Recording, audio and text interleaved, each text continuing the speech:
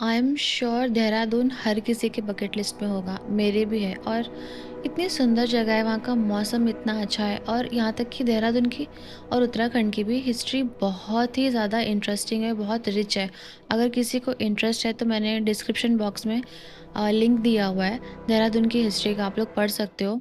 जुलाई 2009 में former president Shrimati Pratibha Patil Manali दौरे पर थी, बट मनाली में कोई एयरपोर्ट नहीं है, जिस वजह से उन्हें उत्तराखंड होकर के देहरादून के रास्ते से जाना था।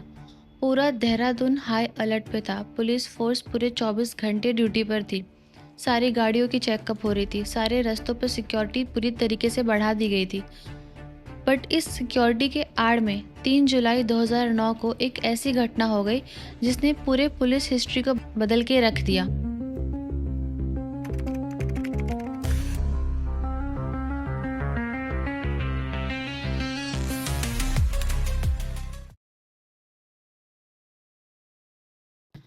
Hi everyone, my name is Sapna. Welcome or welcome back to my channel. So on this channel we talk about true crime or unsolved mystery. So if you are into this kind of stories or stuff, then please subscribe to my channel and like the video. Or if you think it's worth sharing, then please share with your friends and family. Thank you. सब inspector Gopal Dutt Bhatt की duty दालनवाला police station में दी हुई थी, क्योंकि उस समय president जो है कि देहरादून में विजिट पर थी। सिक्योरिटी काफ़ी टाइट थी, सारे पुलिस वालों को उनकी ड्यूटी असाइन करी हुई थी। दालनवाला पुलिस स्टेशन के पास मोहिनी रोड है, वहाँ पर जीडी भट्ट को एज ए ट्रैफिक पुलिस उनको ड्यूटी करनी थी दोपहर के 12:30 बजे। दोपहर में वो सारी गाड़ियों की चेकिंग कर रहे थे। उसी वक्त बाइक पर 2 लड़के दिखे उन्हें, और जैसे ही उस बाइक के नंबर प्लेट पर जीडी भट्ट की नज़र गई, उन्हें रियलाइज़ हुआ कि कुछ दिन पहले ही उनके पुलिस स्टेशन में इस नंबर प्लेट के बाइक की चोरी होने की कंप्लेन आई थी। तो जीडी भट्ट उस बाइक के पास गए। उन्होंने उस लड़के से पूछा कि क्या उसके पास बाइक का कोई पेपर या ड्राइविंग लाइसेंस वगैरह है। लड़के ने बिना कुछ बोले उसने अपने बैग में हाथ डाला और उसमें से उसने तमंचा निकाल के तुरंत जीडी भट्ट के ऊपर तान दी। जीडी भट्ट ने उसको समझाने की कोशिश की, बट लड़के ने धक्का मारते हुए जीडी भट्ट की जो पुलिस रिवॉल्वर है वो जीडी भट्ट के पास से छीन ली, और वो तुरंत ही बाइक चालू किया उसने और वो वहाँ से भाग गया। इस समय दोपहर के करीबन 1:15 हो रहे थे। जीडी भट्ट ने तुरंत ही कंट्रोल रूम में फ़ोन किया। उन्होंने कंट्रोल रूम में बताया कि एक लड़के ने उनकी रिवॉल्वर चोरी कर ली है और वो उस लड़के के पीछे भाग रहे हैं। लड़का बाइक बहुत तेज़ी से चला रहा था। जीडी भट्ट ने अपनी गाड़ी से उसका पीछा करना शुरू किया। कंट्रोल रूम में फ़ोन करने की वजह से उनके पास 1-2 बैकअप और आ गए थे, जिसमें पुलिस वाले थे। बाइक का पीछा करते हुए वो लड़का बाइक को लेकर के लतपुर फॉरेस्ट के पास पहुंचा। वो जंगलों में आड़े टेढ़े रास्ते पर बाइक चला रहा था। अचानक से उसकी बाइक एक पेड़ से जाके टकरा गई और वो वहाँ से गिर गया और तुरंत ही खड़ा हुआ और वो अपना बैग लेकर के भागने लगा। पुलिस वालों को शक था कि शायद उस बैग में कुछ ऐसा है जिसकी वजह से वो उस बैग को लेके प्रोटेक्टिव हो रहा है। पुलिस वालों ने उसका पीछा किया। वो लड़का पेड़ के पीछे छुप करके पुलिस वालों पर फायरिंग करना चालू कर दिया। पुलिस वालों ने चारों तरफ से उस लड़के पर गोली चलाना शुरू की। उस लड़के की डेथ होने के बाद पुलिस ने तुरंत ही सीनियर ऑफिसर्स को बुलाया और कुछ टाइम बाद मीडिया भी वहाँ पर आ गई थी। उन लोगों ने क्राइम सीन का फ़ोटो वगैरह लेना शुरू कर दिया। और क्योंकि जब भी एनकाउंटर होता है तो पुलिस वालों को काफ़ी पेपर वर्क करना होता है, जिसमें बेसिकली ये लिखा होता है कि कहाँ, कैसे, कब, क्यों एनकाउंटर हुआ और कौन कौन इस एनकाउंटर में शामिल था, क्या क्या हुआ, वो सब कुछ। और वो सब कुछ लिखने के बाद, सारे प्रूफ इकट्ठा करने के बाद, उस पर जितने भी पुलिस ऑफिसर्स उस इनकाउंटर में शामिल होते हैं उनके सिग्नेचर्स होते हैं। पुलिस वालों ने सारा पेपर वर्क किया। सब कुछ होने के बाद उन्होंने मीडिया में बता दिया कि एक लड़के की एनकाउंटर में डेथ हो गई है, क्योंकि शहर में उस समय प्रेसिडेंट भी थी, कुछ भी हो सकता था, उनकी सिक्योरिटी का सवाल था, जिसकी वजह से पुलिस वालों को इतना कड़ा कदम उठाना पड़ा। दूसरे दिन 4 तारीख को सारे न्यूज़पेपर्स में, सारी मेन स्ट्रीम मीडिया में ये न्यूज़ चलने लगी और पुलिस वालों की काफ़ी तारीफ़ हुई कि उन्होंने कितनी जाबाजी से उस लड़के को पकड़ा, उसे मार गिराया। सारे सीनियर ऑफिसर्स ने पुलिस वालों की पीठ थपथपाई, उन्हें शाबाशी दी। अब हम अपनी इस कहानी को कुछ देर के लिए देहरादून से निकाल करके उत्तर प्रदेश की तरफ ले चलते हैं। उत्तर प्रदेश के गाज़ियाबाद ज़िले में रविंद्र सिंह की फैमिली रहती थी। रविंद्र सिंह की एक छोटी सी दुकान थी डेयरी की। उनके 2 बेटे थे। छोटे बेटे का नाम था रणवीर सिंह। रणवीर बचपन से ही पढ़ने लिखने में बहुत अच्छा था, इसलिए रविंद्र सिंह की जो है उम्मीदें भी उससे बहुत ज़्यादा थी। रविंद्र सिंह ने अपने बेटे रणवीर को 12th के बाद एमबीए कराया और रणवीर एमबीए में काफ़ी अच्छे ग्रेड से पास भी हो गया। कुछ ही टाइम में उसकी जो है कि एक बैंक में जॉब भी लग गई थी। बैंक में 6-7 महीने काम करने के बाद उसे देहरादून से एक जॉब ऑफर मिला। 2 जुलाई की रात को ही रणवीर गाजियाबाद से देहरादून आ गया था। देहरादून आने पर उसने जैन धर्मशाला नाम के एक होटल में एक कमरा लिया। 2 तारीख की रात को आराम करने के बाद उसका 3 तारीख को अर्ली मॉर्निंग में इंटरव्यू था। वो इंटरव्यू के लिए गया, उसने मॉर्निंग में ही इंटरव्यू दिया और वो इंटरव्यू उसका बहुत अच्छा भी गया। यहाँ तक कि उसे 4 तारीख से ही जॉब ज्वाइन करने के लिए भी कह दिया गया था। उसने करीबन 11 साढ़े 11 बजे अपने घर पे अपने फादर को फ़ोन करके बताया कि उसकी जॉब लग गई है, उसे 4 तारीख से यहाँ तक कि ज्वाइन भी करना है। तो अब उसकी जॉब लग गई थी तो उसने सोचा कि अपने दोस्तों के साथ सेलिब्रेट करेगा। उसने अपने दोस्त को फ़ोन किया। मुझे पता नहीं, आई गेस कहीं कहीं उसका दोस्त लिखा है, कहीं कहीं उसे कज़िन बताया जा रहा है, उसका नाम था राम सिंह। तो उसने उसके साथ प्लान बनाया कि वो अपने एक फ्रेंड को पिकअप करेंगे, मोहिनी रोड से पिक करेंगे और वहाँ से वो सेलिब्रेट करने के लिए जाएंगे। 4 तारीख को सभी न्यूज़पेपर में पुलिस वालों की फ़ोटो के साथ उस लड़के की फ़ोटो छपी हुई थी। सारी मेन स्ट्रीम न्यूज़ मीडिया जो है कि न्यूज़ चला रही थी। उत्तर प्रदेश में न्यूज़ देख रहे रविंद्र सिंह ने जब ध्यान से उस फोटो को देखा, उन्हें अपनी आंखों पर विश्वास नहीं हो रहा था कि जिस लड़के को वो टीवी पे देख रहे थे, जिसे गुंडा मवाली बदमाश बताया जा रहा था, वो उनका ही बेटा था। रविंद्र सिंह अपने बेटे को और अपने कुछ रिश्तेदारों को लेकर के वो गाज़ियाबाद से देहरादून आए। उन्होंने दालनवाला पुलिस स्टेशन में काफ़ी बार पुलिस से बात करने की कोशिश की, उन्हें समझाने की कोशिश की कि वो जिसे बदमाश कह रहे हैं वो उनका बेटा है, पर पुलिस वालों ने उनकी एक नहीं सुनी, उल्टा उन्हें पुलिस स्टेशन से धक्का दे करके निकाल दिया। रविंद्र सिंह के रिश्तेदारों ने और उनकी फैमिली ने मिलकर के पुलिस स्टेशन के सामने ही धरना दे दिया। काफ़ी देर तक भी जब वो लोग वहाँ से नहीं हटे, पुलिस वालों ने उनकी फैमिली पर लाठीचार्ज करना शुरू कर दिया। हालांकि वहाँ पर जो है कि कुछ रिपोर्टर्स मौजूद थे जिन्होंने ये सब फ़ोटोज़ ली और उन्होंने दूसरे दिन ये अखबार में छाप दिया कि अगर पुलिस के पास छुपाने के लिए कुछ भी नहीं है तो वो आखिर फैमिली को पता क्यों नहीं देती कि क्या हुआ एक्चुअल में। फिर से सारे क्वेश्चन उठने शुरू हो गए कि क्या हुआ, सच में जो पुलिस कह रही है वही हुआ या कुछ और बात है। 2 दिन बाद रणबीर की ऑटोप्सी रिपोर्ट आई। उसकी ऑटोप्सी रिपोर्ट बहुत ही दिल दहला देने वाली थी। उसका शरीर कुछ न कह के भी बहुत कुछ कह रहा था। रणबीर के शरीर पे 27 इंजरीज थी। उसके बॉडी पे 22 बुलेट होल्स थे। उसकी लेफ्ट किडनी पे लेसरेशन मार्क्स थे, यानी कि ब्लंट फोर्स ट्रॉमा था। उसका राइट लीवर दो पार्ट में डिवाइड हो गया था। उसके लोअर बॉडी पे रिगर मोर्टिस सेट हो रहा था। तो रिगर मोर्टिस जिन लोगों को नहीं पता है उन्हें बता दूं कि रिगर मोर्टिस का मतलब होता है कि डेथ के कुछ टाइम बाद बॉडी स्टिफ होने लगती है, क्योंकि ब्लड का जो सर्कुलेशन है वो बंद हो जाता है, उस वजह से होता है वो। एक बुलेट उसके पेट पे जा कर के उसके स्पाइन पे अटका हुआ था और दूसरा बुलेट जो है कि उसके लेफ्ट थाई से मिला था। जिस माँ ने रणबीर को जन्म दिया था, जिस बच्चे को इतने पाल पोस कर माँ बाप ने बड़ा किया था, उसके शरीर का ये हाल देख करके उसके मन पे क्या बीती होगी। रणबीर की ऑटोप्सी रिपोर्ट आने के बाद रणबीर के फादर रविंद्र सिंह ने तुरंत ही सीआईडी जांच की डिमांड की और उनकी सीआईडी जांच की जो डिमांड थी वो भी जायज़ थी, क्योंकि उनको देहरादून की पुलिस पे भरोसा नहीं था।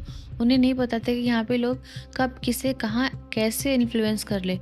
रणबीर के इनकाउंटर के बाद सारे पुलिस वालों ने मिलकर के पेपर वर्क करना चालू किया और उस पर टोटल 18 पुलिस वालों के सिग्नेचर्स थे। उन्होंने बेसिकली ये कहा कि वो लोग वहाँ पे मौजूद थे, उन्होंने देखा इनकाउंटर होते हुए, ये इनकाउंटर एकदम जेन्युइन है।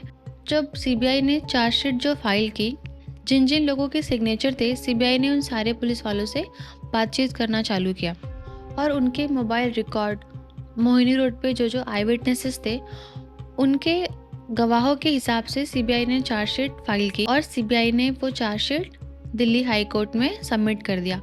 रविंद्र सिंह नहीं चाहते थे कि उत्तराखंड कोर्ट में ये केस लड़ा जाए, क्योंकि उन्हें डर था कि कोई भी किसी को भी इन्फ्लुएंस कर सकता है। तो उन्होंने उत्तराखंड गवर्नमेंट से मांग की कि इस केस की जो है कि सुनवाई दिल्ली हाई कोर्ट में हो, और उत्तराखंड गवर्नमेंट ने रविंद्र सिंह की बात सुनते हुए इस केस को दिल्ली हाई कोर्ट को सौंप दिया। दिल्ली हाई कोर्ट को सीबीआई ने अपनी चार्जशीट सौंप दी और उन्होंने 18 पुलिस वालों के ऊपर किडनैपिंग और मर्डर के चार्जेस लगाए थे। अब सीबीआई की जो रिपोर्ट थी उसके हिसाब से मैं अब आपको रणबीर के साथ जो हुआ वो पीओवी बताती हूँ। रणबीर अपने दोस्त राम सिंह के साथ मिलकर के अपने तीसरे दोस्त को पिकअप करने जा रहा था मोहिनी रोड पे, और क्योंकि उस समय प्रेसिडेंट जो है कि विज़िट पे थी देहरादून में, तो काफ़ी ज़्यादा सिक्योरिटी टाइट थी, ट्रैफिक को कंट्रोल किया जा रहा था। तो करीबन 12:50 बज रहे थे। मोहिनी रोड पे जीडी भट्ट जो है कि ट्रैफिक ड्यूटी पे थे। उसी समय रणबीर सिंह अपने दोस्त राम सिंह के साथ बाइक पर था और वो जीडी भट्ट सारी गाड़ियों की चेकअप कर रहे थे। कंट्रोल रूम से जीडी भट्ट को कॉल आया कि प्रेसिडेंट का जो है कि गाड़ी उस समय वहाँ से निकलने वाली है, तो वो लोग सारी ट्रैफिक को पीछे की तरफ कर रहे थे। तो रणबीर सिंह की बाइक को जब जीडी भट्ट ने धक्का मारा तो रणबीर को ये चीज़ अच्छा नहीं लगा। उसने जीडी भट्ट को मना किया कि उसकी बाइक को हाथ मत लगाओ। जीडी भट्ट को ये बात बहुत बुरी लगी। उन्होंने रणबीर से गाली गलौज करना शुरू कर दिया। रणबीर को ये चीज़ नहीं अच्छा लगा कि वो उसे गालियाँ दे रहे हैं। उसने ठीक से बात करने की कोशिश की कि आप मुझे गाली क्यों दे रहे हो, मैंने बस आपको इतना बोला कि आप मेरी बाइक को हाथ मत लगाओ। अब मुझे ये नहीं पता कि पहले किसने किस पर हाथ छोड़ा, बट हाँ, लोगों के जो आई विटनेस थे वहाँ पे, उन लोगों ने कहा कि पुलिस वालों के बीच में और लड़कों के बीच में मारामारी शुरू हो गई थी। अब जीडी भट्ट ने कंट्रोल रूम में फ़ोन करके बैकअप बुलाया। पुलिस वाले वहाँ आए और उन्होंने रणबीर को पकड़ा और काफ़ी जो है कि हाथापाई वहाँ पे शुरू हो गई थी। तो लोग जमा थे, सब लोग देख रहे थे क्या हो रहा था। इसी में एक विटनेस जिसे प्रोसिक्यूशन ने अपने विटनेस के लिए बुलाया था, उसने कहा कि उसने अपने छत से देखा कि 2 लड़के और पुलिस वालों के बीच में मारपीट हो रहा है। उसके पास लाइसेंस रिवॉल्वर थी। वो अपने घर से वो रिवॉल्वर लेकर के नीचे आया। वो देख रहा था कि क्या हो रहा है। वो शांत कराने की भी कोशिश कर रहा था। जब कोई सुन नहीं रहा था उसकी बात, उसने हवा में जो है कि फायरिंग चालू कर दी, और जैसे ही उसने फायरिंग की सब लोग भागने लगे। काफ़ी भगदड़ मच गई और उसने कहा कि लोग भागने लगे और दोनों लड़के भी भाग रहे थे, बट पुलिस वालों ने रणबीर को पकड़ लिया था और वो लोग उसे पकड़ करके दालनवाला पुलिस स्टेशन ले गए। दालनवाला पुलिस स्टेशन ले जाने के बाद वहाँ पर रणबीर के साथ मारपीट हुई। उसे आई गेस बहुत मारा उन लोगों ने, और आई थिंक मुझे ऐसा लगता है कि रणबीर की डेथ पुलिस स्टेशन में ही हो गई थी। उन लोगों ने उसकी डेड बॉडी को लतपुर फॉरेस्ट ले जाने के बाद उसे गोली मारी है। ये चीज़ कहीं पर भी लिखी नहीं है कि उसकी जो डेथ है पुलिस स्टेशन में ही हो गई थी, बट मुझे पर्सनली ऐसा लगता है। वो मुझे क्यों लगता है, मैं भी वो आगे आप लोगों को बताऊंगी कि मुझे ऐसा क्यों लगता है। जैसा कि मैंने आपको ऑटोप्सी रिपोर्ट में बताया कि उसके बॉडी पर 27 इंजरीज थी, उसे बहुत मारा। आई थिंक रणवीर या तो उसकी डेथ वहीं हो गई थी या फिर वो इस कंडीशन में था कि वो लोग पुलिस वाले श्योर थे कि ये नहीं बचने वाला, इसकी डेथ जो है कि कंफर्म है, तो अब उनको जवाब देना पड़ेगा। तो अब अपनी इस हरकत को कवर करने के लिए उन लोगों ने रणबीर की बॉडी को लतपुर फॉरेस्ट ले गए। वहाँ उसके बॉडी पर 22 बुलेट्स डाले उन्होंने। सोचो, एक बंदा जो ऑलरेडी मरे हुए हालत में है या फिर ऑलरेडी मर गया है, उसकी बॉडी पर इन पुलिस वालों ने 22 गोलियां चलाई हैं, सिर्फ अपनी इस घिनौनी हरकत को कवर करने के लिए। तो सीबीआई ने टोटल 18 पुलिस वालों के ऊपर किडनैपिंग और मर्डर का चार्जेस लगाया था। अब इन कोर्ट में जो है कि इन सभी का अलग अलग केस हुआ था सबके ऊपर, क्योंकि इंडिविजुअली सबका केस चला था। तो इनमें से अब मैं हर किसी के केस के बारे में यहाँ पे बात नहीं कर पाऊँगी, क्योंकि अगर मैं सबके बारे में बात करूँगी तो वीडियो बहुत लंबी हो जाएगी। तो कुछ लोग जो बड़े ही इंटरेस्टिंग कैरेक्टर्स हैं, मैं उनके बारे में आप लोगों को बताऊँगी। कांस्टेबल विकास बलूनी पर भी जो है कि किडनैपिंग और मर्डर चार्जेस लगे थे। तो विकास बलूनी को जब विटनेस स्टैंड में बुलाया गया तो उसका बेसिकली स्टेटमेंट ये था कि 3 जुलाई 2009 को वो क्राइम सीन पर नहीं था। उसकी ड्यूटी जो है कि नेहरू कॉलोनी में लगी हुई थी और उसे दोपहर को अक्यूज़ नंबर 3 राजेश बिस ने कॉल करके बुलाया, यहाँ तक कि उसे ये भी कहा कि संजय रावत को वो अपने साथ लेकर के लतपुर फॉरेस्ट में आए। जब विकास बलूनी और संजय रावत लतपुर फॉरेस्ट पहुँचे तो वहाँ पर जो सीनियर ऑफिसर्स थे उन्होंने उसे जो है कि जा कर के कुछ खाने पीने के लिए लाने के लिए कहा। तो जैसे विकास बलूनी ने ये स्टेटमेंट दिया विटनेस बॉक्स में, प्रोसिक्यूटर का ये कहना था कि अगर आप जिस समय वहाँ पहुँचे और सीनियर ऑफिसर्स ने ये कहा कि जाकर के कुछ खाने के लिए लेकर के आओ, तो शाम को तो सारी मीडिया और सीनियर ऑफिसर सब लोग वहाँ पे जमा हो गए थे। तो उस समय तो कुछ खाने पीने के लिए लाना या वहाँ बैठकर खाना इम्पॉसिबल है। ये दोपहर का टाइम ही हो सकता है, शाम को थोड़ी कोई कुछ खाने के लिए मंगाएगा। तो यानी कि आप दोपहर को लतपुर फॉरेस्ट पहुँचे थे, जिस समय किसी को भी नहीं पता था कि किसी का एनकाउंटर हुआ है या किसी का मर्डर हुआ है। यानी कि आप उस समय वहाँ थे जब ये सब प्लानिंग हो रही थी और आपने ये प्लानिंग के हिसाब से आपने एक्सेप्ट करके आपने सोच समझ कर उस पेपर पर सिग्नेचर किए हुए। यानी कि विकास बलूनी ने खुद को ही स्निच कर दिया ये बोल करके कि उसे खाने के लिए कुछ लाने के लिए कहा गया। यही है ना कि जब आप झूठ बोलते हो तो आपको एक के बाद एक इतने झूठ बोलने पड़ जाते हैं कि आप फिर उस झूठ को ट्रेस नहीं कर पाते कि आप कहाँ सच बोल रहे हो, आप कहाँ झूठ बोल रहे हो, आप कहाँ पकड़े जा रहे हो। तो एक और कांस्टेबल हैं अक्यूज नंबर 10 चंद्रपाल, उनका कहना था स्टैंड में, उन्होंने ये कहा कि जिस समय ये सब लतपुर फॉरेस्ट में ये सब इंसिडेंट हो रहा था, वो दोपहर के 12 बजे अपनी कज़न दीपा कश्यप को लेकर के डॉक्टर ससेंद्र सक्सेना के वहाँ क्लिनिक गए थे, क्योंकि उनकी जो कज़न है वो कुछ न्यूरो प्रॉब्लम से सफ़र कर रही थी। तो क्योंकि उनकी जो कज़न है, उनकी कज़न का भाई भी था, वो उनको खाली कंपनी देने के लिए उनके साथ गए हुए थे। यहाँ तक कि चंद्रपाल ने अपने विटनेस बॉक्स में डॉक्टर के असिस्टेंट तक को बुला लिया, यहाँ तक कि डॉक्टर तक आ गए। और डॉक्टर का स्टेटमेंट सुनो, उसने क्या कहा कि जब वो उसकी कज़न दीपा कश्यप के लिए प्रिस्क्रिप्शन लिख करके दे रहा था तो उसके असिस्टेंट ने डॉक्टर को बताया कि चंद्रपाल भी आया हुआ है। यानी कि डॉक्टर ने चंद्रपाल को अपनी आंखों से नहीं देखा। जब डॉक्टर से कहा कि अच्छा आपने प्रिस्क्रिप्शन लिख करके दी है, या फिर अगर आपने वो लोग उस समय आए थे तो आपने बिल बनाया होगा, बिल दिखा दीजिए। तो डॉक्टर ने कहा कि बिल तो नहीं है। प्रिस्क्रिप्शन दिखाने गया, डॉक्टर ने कहा प्रिस्क्रिप्शन तो नहीं है। तो आप स्टैंड में आए किस लिए, तुम कोई डॉक्यूमेंट तुम पेश नहीं कर पाए। एक और constable accused number 15 Mohan Singh Rana, जो कि अक्यूज नंबर 1 SK जायसवाल का ड्राइवर है। बेसिकली ड्राइवर नहीं है, कांस्टेबल है, but you know how the system works. तो उसका स्टेटमेंट था ये विटनेस बॉक्स में कि उसे कुछ नहीं पता। उसकी जो है कि ड्यूटी दालनवाला पुलिस स्टेशन में पहली बार लगी थी, उसे वहाँ का रास्ता नहीं पता था। तो जब वो गाड़ी चला रहा था, SK जायसवाल भी उस समय गाड़ी में था, उसी समय जो है कि कंट्रोल रूम से उन्हें कॉल आया कि मोहिनी रोड पे 2 लड़के पुलिस वालों के साथ झगड़ा कर रहे हैं। SK जायसवाल ने मोहन सिंह को गाड़ी जो है कि मोहिनी रोड की तरफ लेने के लिए कहा। उसे रास्ता नहीं पता था, तो SK जायसवाल ही उसे रास्ता बता रहा था।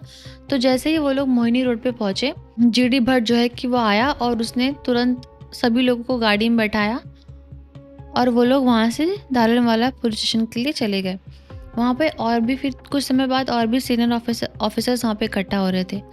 कुछ टाइम बाद जब कुछ सीनियर्स ऑफिसर्स वहाँ से चले गए, SK जायसवाल आया, उसने मोहन सिंह राणा को गाड़ी निकालने के लिए वापस कहा। फिर उस गाड़ी में SK जायसवाल, नीरज कुमार, SI भुवन चंद जोशी, SI अरुण सिंह परमार और सुनील सैनी बैठ गए। थोड़ी देर बाद जो है कि गाड़ी कोहिनूर पेट्रोल पंप के वहाँ पहुँची। वहाँ पहुँचने के बाद SI भुवन चंद जोशी और अर्जुन सिंह परमार गाड़ी से उतर गए और बाकी लोग जो है कि गाड़ी में बैठे थे। और SK जायसवाल ने मोहन सिंह राणा से कहा कि गाड़ी को लतपुर फॉरेस्ट की तरफ लेने के लिए। उसने फिर कहा कि उसे वहाँ का रास्ता नहीं पता, तो SK जायसवाल ही उसे रास्ता बता रहा था। फिर वो लोग लतपुर फॉरेस्ट के वहाँ पहुँचे। सभी लोग जो है कि फॉरेस्ट के वहाँ उतर गए, ये गाड़ी में बैठा रहा। सारे ऑफिसर्स फॉरेस्ट के अंदर गए। कुछ टाइम बाद गोलियों की आवाज़ आने लगी और फिर थोड़ी देर 5-10 मिनट के बाद और भी जो ऑफिसर्स हैं वो रोड की तरफ आ रहे थे, क्योंकि कंट्रोल रूम में कॉल गया था बैकअप के लिए। तो और भी पुलिस वाले वहाँ इकट्ठा हो रहे थे धीरे धीरे। इतना सब कुछ बयान देने के बाद भी मोहन सिंह राणा का ये स्टेटमेंट था एंड में मैंने कुछ नहीं देखा, मुझे कुछ नहीं पता। इतना नॉनचलांट बिहेवियर, इतना सब कुछ देखने के बाद भी, इतना सब कुछ सुनने के बाद भी मैंने कुछ नहीं देखा, मुझे कुछ नहीं पता, मुझसे मत पूछो। जीडी भट्ट का मेनली रणबीर सिंह के साथ झगड़ा हुआ। उसने रणबीर सिंह को पकड़ा, वो उसे दालनवाला पुलिस स्टेशन लेके गया। वहाँ पे पुलिस वालों ने, जीडी भट्ट ने, सभी लोगों ने मिल कर के रणबीर को बहुत मारा। फिर वो लोग उसे लेकर के गए लतपुर फॉरेस्ट। वहाँ पर बेसिकली उन्होंने क्राइम सीन क्रिएट किया है, एनकाउंटर उन्होंने क्रिएट किया है। रणबीर की बॉडी में पहले तो उन्होंने 22 बुलेट्स मारी। उसके बाद उन्होंने क्राइम सीन क्रिएट किया है जहाँ पे उन्होंने रैंडम फायरिंग करके, ताकि कुछ बुलेट जो है कि पेड़ को भी लगी हुई हैं, वो लगे जेन्युइन है। फिर उन्होंने उस रणबीर जिस बाइक पे था, उस बाइक को भी उन्होंने लतपुर फॉरेस्ट में ला कर के प्लांट किया। रणबीर जैन धर्मशाला में रुका हुआ था। कुछ पुलिस वाले जैन धर्मशाला गए। उन्होंने वहाँ पर स्टाफ से पूछा कि रणबीर कौन से रूम में रुका हुआ है। वो लोग उस रूम में गए, रूम का ताला तोड़ा, वो लोग अंदर गए। स्टाफ ने ये गवाही दी है कोर्ट में कि पुलिस वाले वहाँ आए थे, उन्होंने ताला तोड़ा है और वो लोग रणबीर के रूम से एक बैग लेके गए और वो बैग काले रंग का था। और क्राइम सीन पर ये बैग जो है कि मिला है, जो कि काले रंग का था। उसमें उन्होंने तमंचा प्लांट किया, क्योंकि जब रणबीर के हाथों की जांच हुई तो उस पर गन पाउडर रेजिड्यू नहीं मिला था। तो गन पाउडर रेजिड्यू बेसिकली ये होता है कि जब कोई गन फायर करता है तो जब बुलेट निकलती है तो वो पीछे से ना कुछ पाउडर छोड़ के जाती है जो हमारे हाथ पे रह जाता है। तो कभी भी अगर कोई फायर करता है तो उसके हाथों पर गन रेजिड्यू मिलना चाहिए, जो कि रणबीर के हाथों में नहीं मिला था, जिससे साफ साफ साबित हो गया था कि रणबीर ने कभी पुलिस पे फायर किया ही नहीं था। ये पूरी की पूरी कहानी ही झूठी थी। सीबीआई ने जब लतपुर फॉरेस्ट पे सीएफएसएल को बुला करके पूरे क्राइम सीन का इन्वेस्टिगेशन किया तो वहाँ पर बैलिस्टिक एक्सपर्ट भी आए थे और उनके हिसाब से जिस तरीके से पेड़ों पर फायरिंग हुई थी और जिस तरीके से बुलेट मार्क जो रणबीर के बॉडी पर मिले थे वो मैच ही नहीं कर रहे थे। तो ये कभी हो ही नहीं सकता था कि वैसी फायरिंग की वजह से रणबीर को वो गोलियां लगी हो। तो वो सब मैच नहीं कर रहा था उनके स्टोरी से। और तो और सीएफएसएल को लतपुर की जो मिट्टी थी, उन्होंने वहाँ पर जब थोड़ा सा खन के देखा तो उन्हें 11 गोलियाँ ज़मीन के अपर लेयर से खन कर निकालने पर मिली। यानी कि ये तभी हो सकता है जब आप बहुत क्लोज रेंज से किसी के ऊपर फायर करो।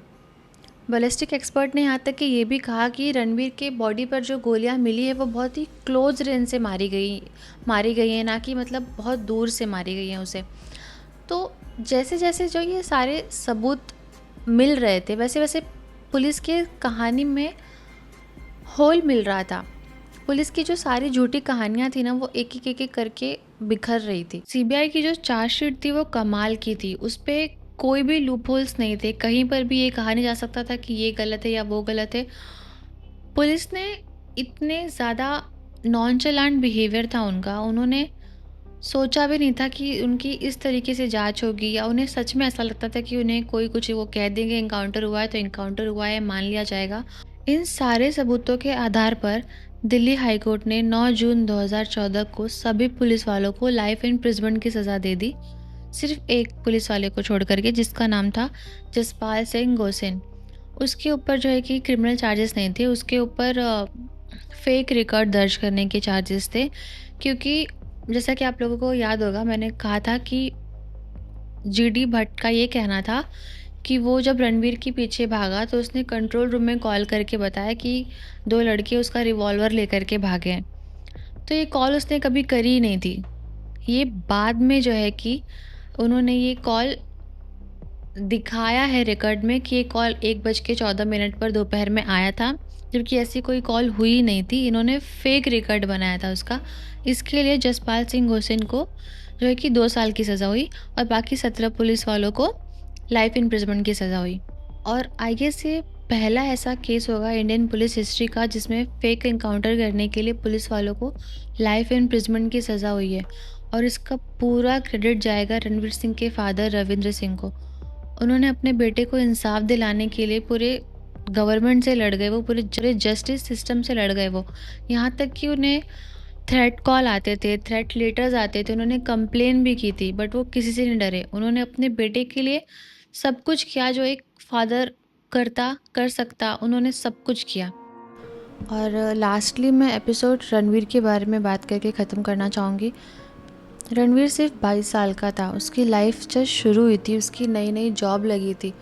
एक छोटा सा जेस्चर वो सेलिब्रेट करने निकला था अपने दोस्तों के साथ अपनी न्यू जॉब के लिए, और सिर्फ एक गलत आदमी से उसकी मुलाकात हो गई। एक अपने ईगो को बचाने के लिए उन्होंने, पुलिस वालों ने इतनी बड़ी गलती की, और उसी गलती को छुपाने के लिए उन्होंने इतनी बड़ी गलती कर दी जहाँ से वापस आना बहुत मुश्किल था, सिर्फ इसलिए क्योंकि उनको अपनी जॉब बहुत प्यारी थी और उनका ईगो उनके लिए बहुत इम्पॉर्टेंट था। ऑफ कोर्स, या that's all for today guys. Thank you so much for being here and listening Ranbir's story.